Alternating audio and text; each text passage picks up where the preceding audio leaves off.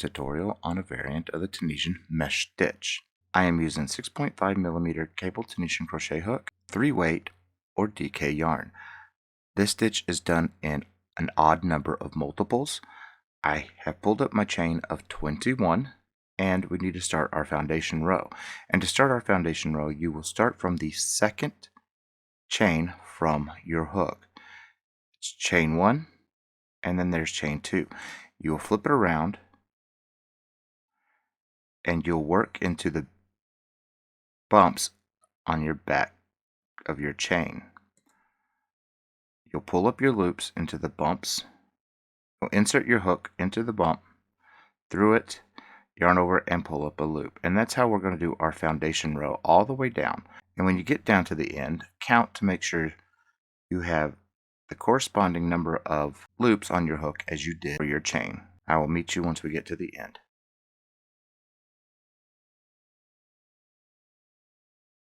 Now that you have all your loops on your hook, we're going to start our return pass. Our return pass is how we get the loops off of our hook, and we're going to start with the very first one. With the very first one, you're going to yarn over and just chain 1. Then you're going to yarn over, pull through 2. Yarn over, pull through 2, repeating that step all the way down to the end until you only have that one loop left on your hook.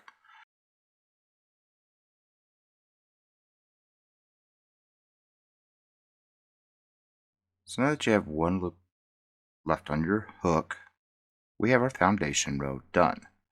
Now we're going to start the stitch. This is just a 1 row repeat. So you'll start with a yarn over. We're yarning over because we're skipping this stitch here, which is the first stitch. Side stitches we never do anything with. So we're skipping this stitch and going into our next as a simple stitch. You're going to yarn over because we're skipping this stitch and we're going into our next as a simple stitch. Yarn over, we're skipping, and we're going into a next as a simple stitch. Yarning over, we're skipping this one and going into our next one as a simple stitch. Yarn over, skipping this one, going into our next one as a simple stitch. Yarn over, skipping this one, going into our next one as a simple stitch. Yarn over, we're skipping this one, going into our next one as a simple stitch. Again, yarn over, skipping, going into the next as a simple stitch. Yarn over, because we're skipping this one, going into our next one as a simple stitch. It leaves us with one stitch left, which means we need to yarn over, and then we need to do our edge stitch. For our edge stitch, you are trying to go between the chain here and this post here. You're taking your hook and you're going right through that. And the best way to do that is just take your hook, put it onto the row we just closed off, fold your edge of your work onto your hook, yarn over and pull up that loop, and you're going to go where you need to go. Now we need to do our return pass. Now it's a standard return pass, so you'll yarn over, chain 1, yarn over, pull through 2, you'll yarn over, pull through 2, all the way down to the end. The yarn overs count as a stitch. So you'll yarn over, pull through 2 until you only have one loop left on your hook.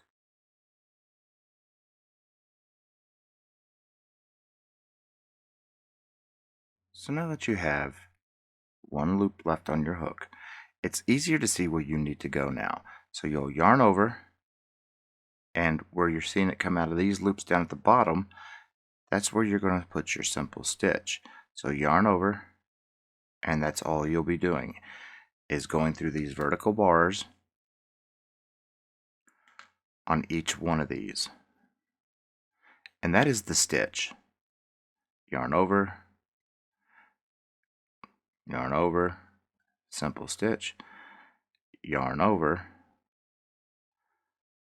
simple stitch, yarn over,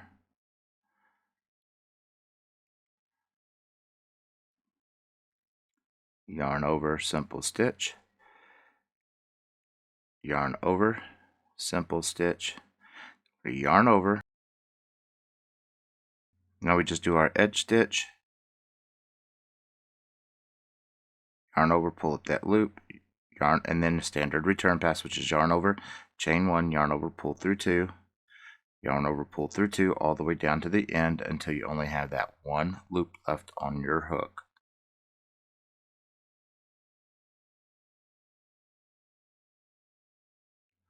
So now that you have that one loop left on your hook, we're going to go ahead and do another row together. So you'll yarn over, do a simple stitch in the simple stitches, yarn over, simple stitch, yarn over, simple stitch, yarn over, simple stitch, yarn over, simple stitch, yarn over, simple stitch, yarn over, simple stitch, yarn over,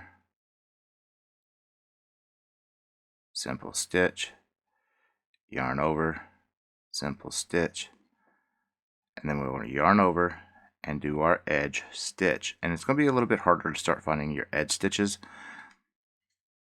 but if you can follow up where you went, you can see the extra chain right there. It's not fully even with the row below, just right above. That's where you're going to be wanting to do your edge stitch. And if you need to split it like I just did, you can, and it'll get you right where you need to be. And then it's a standard return pass. So chain 1, yarn over, pull through 2, yarn over, pull through 2, all the way to the end until you only have one loop left on your hook. I'm going to go ahead and go off camera, do several more rows, and then we can come back and we'll look at how to close this stitch off. I'll see you in just a moment. Now to close this stitch off, we're going to use a simple stitch bind off or close off. The yarn overs we're going to treat as a stitch. So you're going to pull up like you would a simple stitch in those yarn overs and slip it off. You're only wanting to keep one loop on your hook. Go into the vertical bars as a simple stitch and slip it off. Go to the yarn overs as a simple stitch and slip it off. And you're going to do that all the way down. Do your edge stitch. Bind off however you bind your yarn off. Weave in your ends and you will be done. Now this stitch is very stretchy. This stitch has a lot of airiness to it. It's very little to no curl. And as you can see, it has a lot of vertical and a lot of horizontal stretch. It's good for many projects. And if you found this tutorial helpful, please consider giving me a like and subscribe. It'd be greatly appreciated. And leave me a comment. I do like to chit chat.